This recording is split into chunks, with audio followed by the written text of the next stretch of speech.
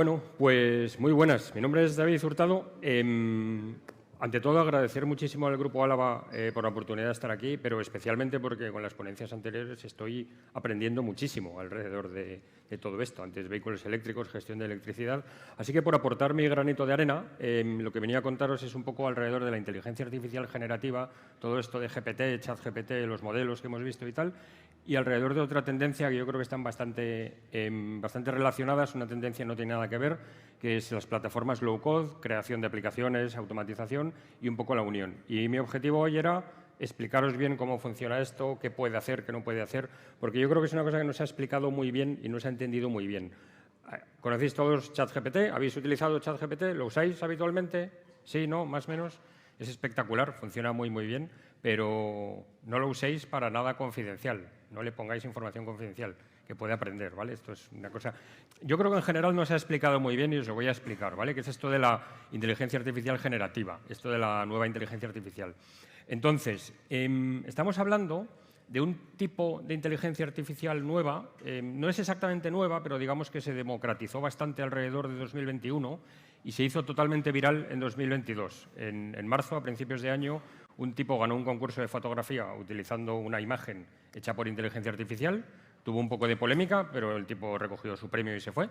Y luego en noviembre, aproximadamente el 30 de noviembre, OpenAI puso ChatGPT abierto al público, todo el mundo lo empezó a utilizar y yo creo que todo el mundo alucinó con lo que es capaz de hacer, ¿no? ChatGPT. Y luego, a partir de ahí, además, en Microsoft tenemos un acuerdo estratégico con OpenAI comercial. Nosotros tenemos la exclusiva comercial en el entorno empresarial de los modelos GPT de OpenAI, además en un entorno privado, seguro, repartido por el mundo, datos en Europa y tal, ¿no? Pero no vengo a contar eso hoy, vengo más a hablar de qué es el modelo y cómo funciona, ¿no? Entonces, esto que de repente ha explotado como... nos ha explotado en la cara y de repente es una tecnología que funciona muy bien, mucho mejor de lo que todo el mundo esperaba, que es la IA generativa.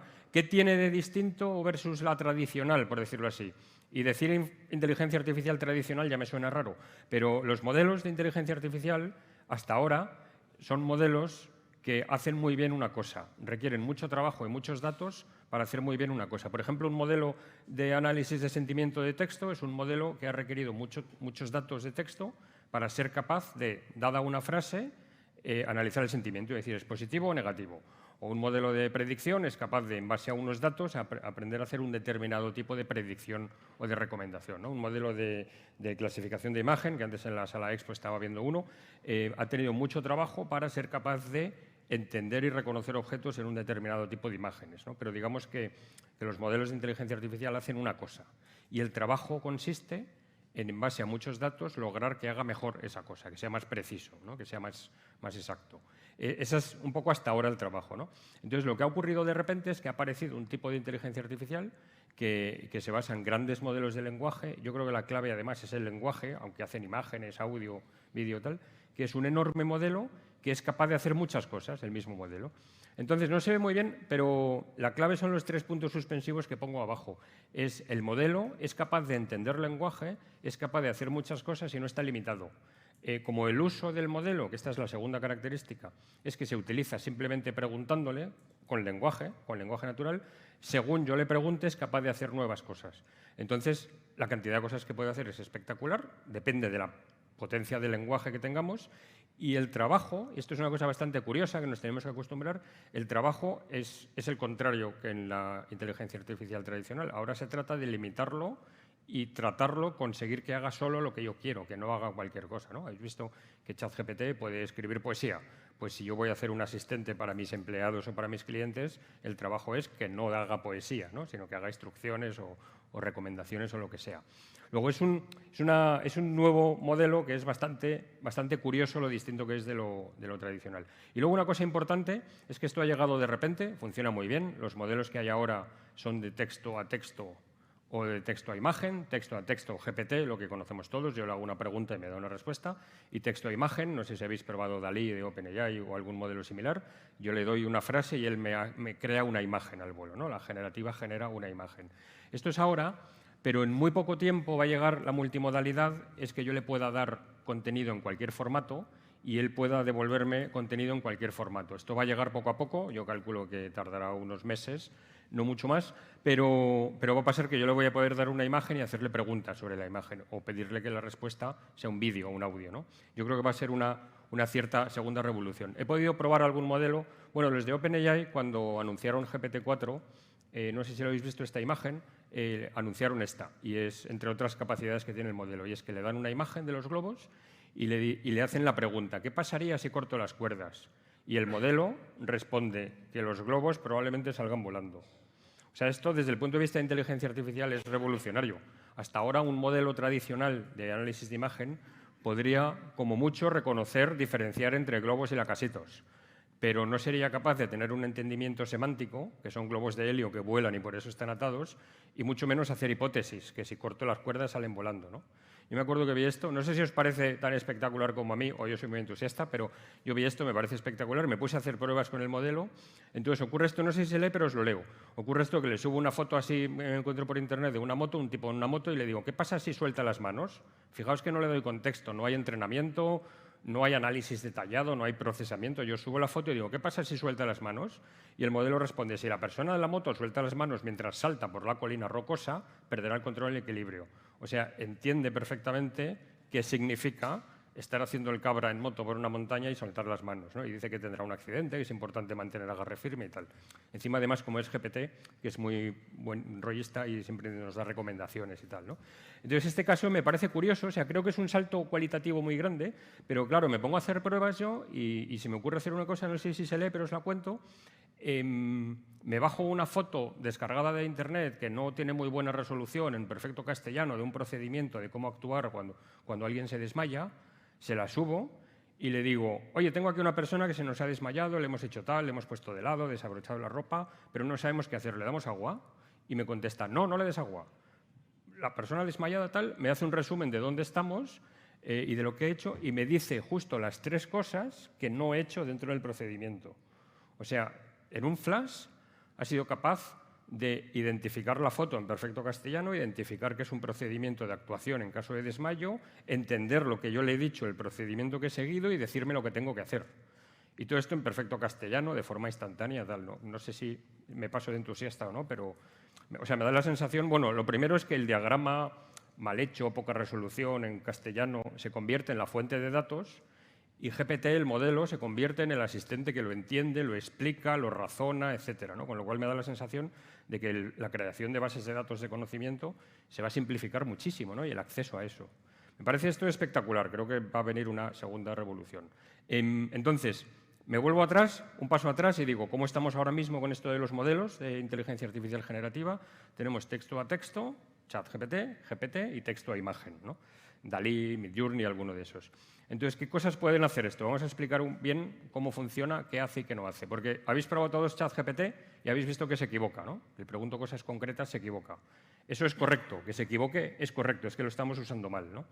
Entonces, me pongo a probar Dalí, el de imagen, y le digo, este es el de generación de imagen, no es GPT, y le digo, una fotografía de un paisaje con montañas al fondo, una carretera y tal. Y él crea una imagen de cero. No hay búsqueda en base de datos, no hay base de datos de imágenes, no hay búsqueda en Internet, no hay collage, no hay copy-paste. Es un sistema que de cero, a partir de mi frase, interpreta la frase y me hace la foto, crea la foto de cero, ¿no? Me parece bastante llamativo, aunque la foto es bastante genérica, si os fijáis. Es la típica postal de la típica fotografía de paisaje, ¿no? Entonces yo me acuerdo que cuando probé esto me quedé pensando como esto de... O sea, me sorprende más que la imagen que entienda bien la frase, porque además se la ha dado pues igual en perfecto castellano, etcétera. Entonces se me ocurre poner una frase un poco más así, un poco más compleja, y le digo un gato jugando con videojuegos online y teniendo problemas de red, que los que tenéis hijos y juegan a Fortnite sabéis que esto es malo, de tener problemas de red jugando online, y el sistema no solo es capaz, que esto ya me parece espectacular, de hacer una maravillosa foto de un gatito jugando ahí a la consola con sus auriculares sumando, sino que es capaz de entender el concepto relativamente abstracto de que esto es malo y lo representan los ojos del gato. O sea, sabe hacer un gato con cara de agobio. Entonces, a mí, yo veo esto y me llama muchísimo la atención, sobre todo que entienda bien la frase y entienda que eso es malo. Que haga la imagen también es bastante espectacular, ¿no?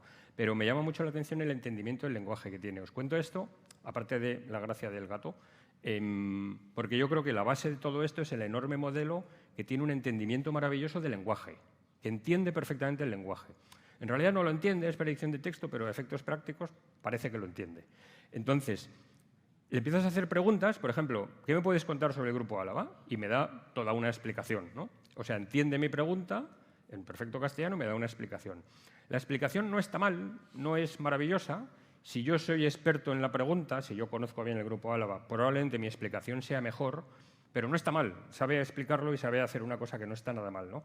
Pero hay una cosa importante, es que los datos pueden no ser correctos. Por ejemplo, me dice que el Grupo Álava fue fundado en 1958. ¿Podría ser correcto o no? En realidad, él no sabe que esto fue fundado en 1958. Él se lo imagina por la cantidad de datos que han utilizado para aprender, pero no está accediendo a ellos. Está como contestando por intuición. El punto de todo esto es que el dato específico no es fiable. Es muy bueno manejando el lenguaje, pero no los datos. Los datos podría ser un poco como mi hijo el pequeño, que lo que no sabe se lo inventa. Entonces hay que verificarlos, ese es el punto. Entonces, ¿para qué vale esto? Vale para hacer algo un poco más avanzado alrededor del lenguaje, no de los datos. Por ejemplo, yo le digo, ¿me lo puedes contar para un niño de 4 años? Y me da toda una explicación maravillosa de qué es el Grupo Álava para un niño de 4 años, ¿no? Y dice, un equipo de personas muy inteligentes que saben mucho de tecnología, hacen cosas increíbles, imagina como ser magos de la tecnología. O sea, es maravilloso que en el acto, sin tardar nada, es capaz de manejar el lenguaje y dar una explicación adaptada a un determinado perfil. Que esa es la tarea, no tanto si ha acertado o no en el año, que esa pregunta es errónea, no hay que hacérsela, pero no nos podemos fiar. Es la tarea de manejar el lenguaje. De hecho, hace cosas como, por ejemplo, haz un párrafo sobre el Grupo Álava, pero que cada palabra empiece por una letra del abecedario en orden. Eso es una tarea de lenguaje que yo no sé a vosotros, pero para mí es muy compleja. Si yo tengo que hacer esto, me va a costar 1 hora y no va a quedar bien.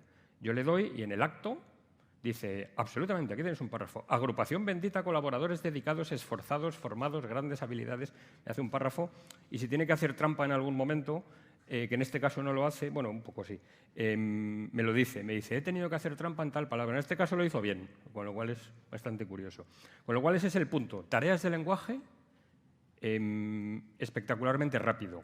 Pero otro punto importante es que la idea de que se puede equivocar con los datos, ¿no? ¿Para qué necesitaría usar yo esto? Otro ejemplo que me pareció divertido y me ilustra una idea maravillosa es, decía, tengo un hijo que está estudiando ingeniería mecánica, espero que dentro de poco trabaje en un lugar como el Grupo Álava, y me llegó un día a casa vacilando y me dice, papá, ¿sabes cuánto es factorial de un medio? Porque esto tiene una indefinición matemática y requiere funciones gamma y tal. Yo no tenía ni idea, yo estudié administración de empresas, le pregunto a ChatGPT, me da una explicación muy buena, esto no está definido, pero se puede resolver con funciones gamma, se define con funciones gamma y tal. Total, que con funciones gamma, factorial de un medio es raíz cuadrada de pi, que está mal, que factorial de un medio es raíz cuadrada de pi partido por 2. Está mal porque él no está haciendo la operación, está haciendo una mera predicción de palabras. Es muy bueno en la explicación, pero no en el dato. Eso es importantísimo. Eso se está corrigiendo. En algún momento dejará de inventarse las operaciones y las hará, las calculará, pero de momento ese no es el uso. El uso bueno es justo lo de abajo. Me seguía vacilando el niño, así que le digo, ¿me puedes explicar lo mismo pero con estilo de telenovela colombiana? Y este es el uso espectacular. O sea, no lo de la telenovela, que también, pero este es el uso espectacular. Se monta una película tremenda alrededor del argumento de una telenovela colombiana, el personaje misterioso con sombrero que entra en casa de la amada y tal, o sea, se montó todo el guión del capítulo. Pero fijaos que dice, en un momento dado dice la protagonista, ¡ay, qué difícil es esto de las matemáticas! Y el personaje misterioso dice, pero no te desanimes, mi amada, existe una función llamada función gamma que... O sea, él se ha metido en la película, en el estilo de la telenovela colombiana, porque se lo he pedido, pero es insistente con la idea de explicarme cuánto es factorial de un medio.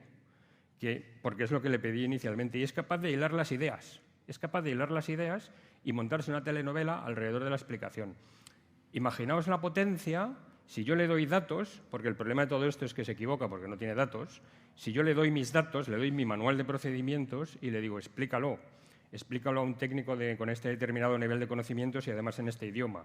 Y además, que es un caso espectacular que podéis probar con ChatGPT, y además hacer preguntas al técnico para ver si lo ha entendido. Y lo que no haya entendido, explícaselo mejor. O sea, cualquier tarea alrededor del lenguaje es espectacular lo bien y lo rápido que lo hace. Y ese es el punto, alrededor del lenguaje, ¿no? ¿Bien? ¿Sí? ¿Interesante? Hay que conectarlo a datos. Conectado a datos es espectacular lo que podemos hacer. Lo que nosotros estamos lanzando en Microsoft es la iniciativa Copiloto, que básicamente estamos trayendo el concepto de copiloto a todas nuestras aplicaciones, es bastante interesante porque es la idea de yo lo conecto a datos, pero dejo el chat al lado. Tengo un proceso aquí que no os voy a contar, porque me estoy quedando sin tiempo, pero lo estamos trayendo a todas las aplicaciones ofimática. Pensad esto en el caso de vuestras aplicaciones, ¿vale? La idea es que yo voy, por ejemplo, en un documento de Word y le digo, oye, en base a estas notas de reunión y a este documento mío de catálogo de productos, ya le estoy dando datos, analízalos y hazme una propuesta para el cliente. Entonces, él cruza los datos y en función de lo que se dijo en la reunión y de los productos que yo vendo, me hace el borrador de la propuesta. Siempre borrador pensado para que yo lo edite, lo modifique, lo corrija, ¿no?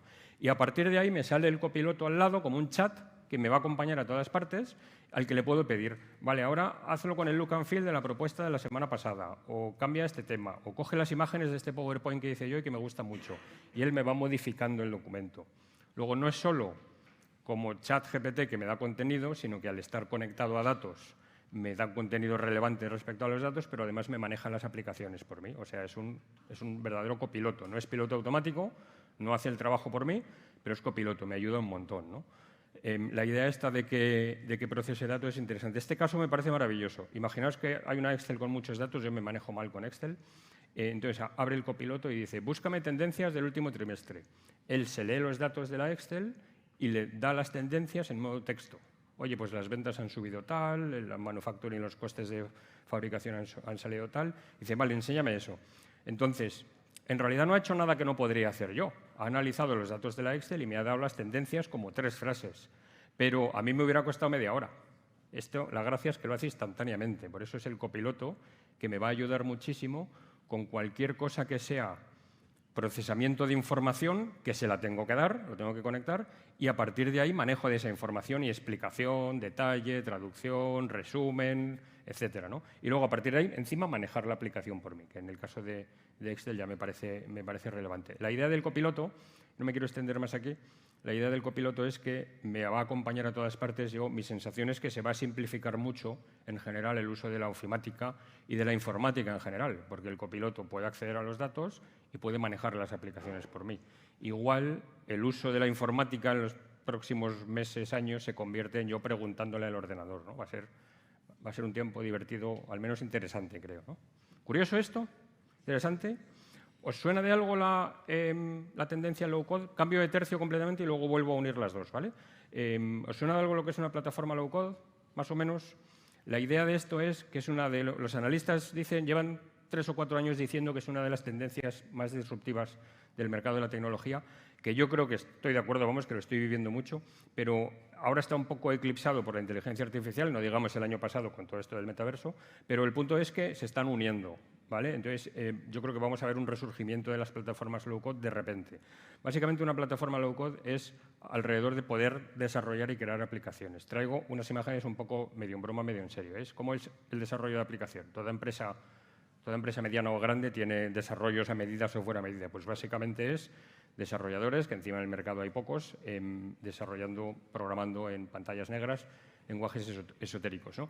Digamos que desarrollo moderno de aplicaciones, esta es la que digo que es un poco de broma, ¿no? Que es como lo mismo, pero con más pantallas y más cables. En realidad la idea es, si yo quisiera hacer una aplicación pequeña, yo quisiera hacer algo sencillito, por ejemplo, yo quiero hacer una pequeña aplicación móvil para la conexión con el almacén y gestión de inventario, una cosa muy simple. O yo quiero hacer una aplicación móvil para gestionar la asistencia en este evento y después del evento pues la tiro a la basura, lo que sea, algo sencillo, que no requiera mucho desarrollo, mucha complejidad técnica, ¿no? La idea es que esto pudiera ser algo que yo desarrolle con una herramienta más o menos visual que es más parecido a un PowerPoint que a crear una aplicación, ¿no? Que alguien con cierta capacidad avanzada de ofimática, pero sin conocimientos de tecnología, pueda crear aplicaciones, ¿no? Esa es un poco la idea. Luego, digamos, el resumen de lo que es una plataforma low-code es la posibilidad de crear aplicaciones sin necesidad de saber programar, sin necesidad de ser un desarrollador. Pero en realidad es mucho más que eso, ¿no? Que fuera algo así. En realidad es mucho más que eso, porque lo que ha pasado en los últimos años, todo esto en low-code no es nuevo, todo esto los fabricantes de software y tecnología llevamos como 10 o 15 años persiguiendo esto como un poco el santo grial del desarrollo y han llegado a un nivel de madurez muy interesante que parece que es el próximo salto en cuanto a ofimática. Es decir, una plataforma low-code, en realidad, que en el mercado hay varias, estas son imágenes de la nuestra, de Microsoft Power Platform, debería tener al menos un cierto diseñador visual de aplicaciones, algo que me permita hacer aplicaciones móviles, web, tableta, PC, tal, de una forma visual sencilla, más como si fuera un PowerPoint avanzado. Algo que me permitiera desarrollar procesos de integración y automatización, es decir, lo de los procesos para mí es la parte más importante. Algo que me permitiera, cuando ocurre algo en uno de mis sistemas, ejecutar un proceso que integre con otros, que notifique, que avise, que lance un proceso de aprobación, de actualización, de lo que sea. Debería tener conexión a datos, o sea, una plataforma low-code tiene que poder conectar más o menos con cualquier cosa. No tiene sentido si está cerrada en su entorno. Y luego, importante, capacidades de analítica y visualización, que hoy en día todo software necesita poder visualizar datos de forma coherente, y mucho, y esto es porque está llegando y se está democratizando, mucho de inteligencia artificial. Entonces, el punto con todo esto es que una plataforma low-code, en el caso nuestro de Power Platform, permite hacer todo esto por separado, pero también conjuntamente. La idea es que yo puedo hacer aplicaciones, si quiero puedo hacer procesos de integración, si quiero puedo hacer aplicaciones que ejecutan procesos, puede tener o no conectividad, etc. O sea, son como piezas que funcionan de forma independiente, pero también conjuntas. ¿Qué es lo que permite esto? Muchos pequeños proyectos de IT que en las empresas nunca se lanzan, porque es una necesidad que tiene alguien de negocio, que es importante para el de negocio, pero no es lo suficientemente relevante como para hacer un proyecto de IT con el coste, tiempo, etcétera. Dar herramientas a gente de negocio, a gente de ofimática y una pequeña formación avanzada que no es tecnológica para que puedan hacer estas cosas, sus procesos y tal, ¿no? Hay compañías grandes como Repsol, Iberdrola, que están formando a cientos, miles de empleados para poder hacer esto, ¿vale? Empleados, negocio, no tecnológico. ¿Bien? ¿Entendido lo que es una plataforma low-code y la tendencia? Yo creo que es un tema interesante de echar un vistazo. Entonces, todo este rollo os lo cuento porque ahora unimos la inteligencia artificial generativa, la tradicional también, pero la tradicional y la generativa con las plataformas low-code, las añadimos y ¿qué ocurre? Que esto está teniendo un acelerón que se pueden hacer cosas espectaculares. Por ejemplo, se pueden hacer cosas como el otro día estaba yo en casa, puedes dibujar en una servilleta o en una tableta o algo así, dibujas a mano cómo querrías una aplicación, le haces una foto, te vas a la plataforma de creación de aplicaciones, subes la foto, tal cual, te sale un asistente que identifica lo que hay en la foto, es pura inteligencia artificial reconociendo una interfaz de usuario, a golpe de ratón verifico un poco, oye, esto es un botón, esto no, aquí te has equivocado, tal, le doy al botón, créame la aplicación y ya tengo la aplicación hecha, con el modelo de datos y todo, ¿no? Hay un par de pasos de darle look and feel, que te cuesta 4 o 5 minutos, luego esto no cuesta 30 segundos, cuesta 10 minutos, pero el punto es que en 10 minutos pasas de la imagen a tener la aplicación hecha, ¿no? Este era yo en mi móvil jugueteando con la aplicación. Luego, ¿qué ocurre? Es pura inteligencia artificial, identificación de imagen para esto. Esto, más integrado con GPT, llegará un momento en el que hará la aplicación toda de una y ya está. Y te preguntará si te gusta y te preguntará cambios, ¿no? De hecho, el siguiente nivel es este. No sé si se va a ver muy bien, pero os lo cuento. Yo voy al creador de aplicaciones, pueden ser web, móvil, tal, y le doy una frase y le digo, constrúyeme una aplicación de gestión de inspecciones, para hacer inspecciones de obras. Y él lo primero que hace es que me crea los datos, pero me crea la base de datos y me da datos de ejemplo, para que yo visualice, yo que no sé nada de tecnología, visualice cómo puede quedar. Y a partir de ahí arranco el copiloto y le empiezo a pedir, bueno, añade esta columna, quita esa, me parece bien, pero este dato es prioritario, este lo quiero en otro formato, juego con él. Él me va cambiando los datos y cuando ya tengo los datos hechos le digo, vale, me gusta, hazme la aplicación. Le da ahí, ya tengo los datos y él tarda 3 o 4 minutitos y me da la aplicación hecha. Luego ya tengo hecha una aplicación lista para modificar o para usar. Pero imaginaos una especie de chat GPT que yo lo conecto a mis datos y me hace aplicaciones, ¿no? Aplicaciones sencillas, aplicaciones que no van a sustituir un sistema crítico nunca, pero que pueden resolver una necesidad muy grande. Y me gusta también la otra vuelta de tuerca al revés. Yo tengo unos datos, y que es este ejemplo, y le digo, oye, con estos datos constrúyeme una aplicación. Yo ya tengo los datos. Se los subo, le subo una hoja Excel y el sistema analiza los datos, deduce qué tipo de aplicación será y me construye una aplicación. Y me la da ya hecha para que yo la modifique, ¿no?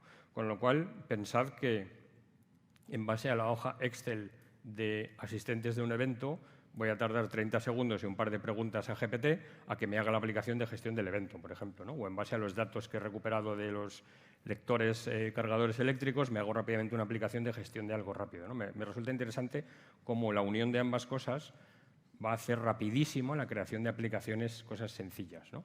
Y me queda una idea, una sola idea. y abrimos a unas preguntas. Y es, el caso de los procesos de integración es una cosa que me parece importantísima porque puedo hacer procesos de integración, ejecución y automatización que se pueden ejecutar cuando ocurre algo en otro sitio. Va a ser cuando me llegue un correo de un cliente que me avise. Cuando ocurra algo en el sistema de monitorización, una alerta de anomalía de tipo 3, dispara un proceso que se va a otro sistema y hace otra cosa. Esto es algo que en informática antes era bastante difícil de hacer. Esto se llama arquitectura orientada a eventos e integración. Y hoy en día con estas plataformas se hacen en 5 minutos. Pero integrado con modelos como GPT, yo directamente le doy la frase. Este es un ejemplo que hice yo no hace mucho. Cuando se reciba un formulario, una respuesta en un formulario de feedback, crea una tarea de tratarla si es negativa y públicalo en un mensaje en Teams. Y el sistema con esa frase me construye el proceso. Y a partir de ahí yo ya lo termino de configurar y modificar, ¿no? Con lo cual va a empezar a ser crear procesos de automatización e integración, va a empezar a ser algo tan fácil como pedirle a la máquina. Y este caso, por ejemplo, este es uno muy simple que tengo yo puesto para los correos electrónicos. Yo no sé si os pasa, pero yo recibo demasiados correos electrónicos al día. Entonces tengo puesto un proceso que es así de simple. No es exactamente ese, este es un poco de broma, pero es más o menos igual. Que digo, cuando recibo un correo, analízalo con GPT, mira a ver si alguien me pide algo a mí explícitamente o me pregunta algo explícitamente, y si es así, mándame una notificación a Teams. Entonces, solo me entero de los correos en los que alguien me pide algo. En este caso, que es un poco de broma, lo que le tenía puesto es, necesito saber que analices el email y si me pide algo concreto, invéntate una excusa para no hacerlo y contesta, ¿no? Era un poco de broma, no lo tengo puesto así. Pero lo que me parece interesante es y si me pide algo concreto. Estoy utilizando la potencia de GPT de análisis de texto para automatizarme los correos. No es tanto que cree la excusa en la respuesta, que es gracioso, sino que sepa si alguien me pide algo o no. Si es un correo que viene en mal tono, si es un correo que tiene una cierta urgencia, si es un correo que habla de un tema que para mi empresa es crítico, ¿no? Esa automatización, el modelo de lenguaje de inteligencia artificial generativa unido a un creador de procesos muy simple, da una potencia tremenda. Este es el real que tengo yo, que es que cuando alguien me manda un correo preguntándome algo, me manda un resumen y me manda una sugerencia de respuesta. Pero la sugerencia de respuesta no me he atrevido a automatizarla porque el modelo es muy buen rollista y siempre dice que sí a todo. Entonces ya no tiene sentido, ¿no? Bien, interesante, ¿sí? Pues con esto cierro ya, me he quedado sin tiempo, pero un poco la idea. La inteligencia artificial generativa, una cosa que ha llegado muy rápido y nos ha sorprendido a todos de lo bien que funciona, y la tendencia low code, que es una cosa muy popular desde hace años, pero cada vez más, la unión de estas dos cosas, yo creo que está revolucionando bastante la ofimática básica y la avanzada, la creación de aplicaciones, procesos de integración, etc. Y yo creo que esta va a ser la siguiente gran revolución que está empezando más o menos ya. Y ya está, esto quería contaros un poquito por encima. ¿Dudas, preguntas interesantes? ¿Sí, no? ¿Pregunta por allí? Di si quiere. ¿Por allí pregunta? Abrimos una porque creo que me he comido más tiempo del que debía. Hola, bueno, yo como desarrollador tengo una pregunta, básicamente. Yo trabajo bastante con ChatGPT. Entonces, mi pregunta es, cuando le preguntas cosas específicas, te suele dar buenos resultados, pero generales, pero cuando le preguntas cosas específicas, se le va bastante. O sea, se inventan muchas cosas. ¿Esto cómo se prevé que evolucione? ¿Cómo va a aprender de algo si no es muy usado? Y todo ese tema. Dos cosas. Estamos trabajando mucho en Microsoft, en OpenAI, conjuntamente, en que cada vez invente menos. La versión 4 inventa menos que la 3.5. Mi idea es que en algún momento va a dejar de inventar y se acabó el problema. Pero si inventa, en realidad es porque lo estamos usando mal. Es herramienta de lenguaje, hay que conectarlo. Si utilizas Copilot en código, habrás visto que si el proyecto que tienes abierto es más grande, lo hace mejor. Luego, en realidad, la evolución es por conectarlo a datos y pedirle que no invente nada que no esté en los datos. Esa es la evolución. O sea, como herramienta de lenguaje siempre va a tener una mínima inventiva. Se está trabajando en que cada vez invente menos, pero el uso es que no le preguntes cosas que no sepas, que le pidas que maneje lenguaje, que maneje código, que te verifique un algoritmo, pero no le pidas necesariamente que te haga un algoritmo y asumas que está bien. Míralo como un asistente, no como que haga... O sea, no está a nivel de hacer tu trabajo, está a nivel de ayudarte a hacerlo. Ese es el punto. Y se acabó. Creo que me van a echar a patadas porque me he comido más tiempo del que debía, pero hablamos así en petit comité. Muchísimas gracias a todos.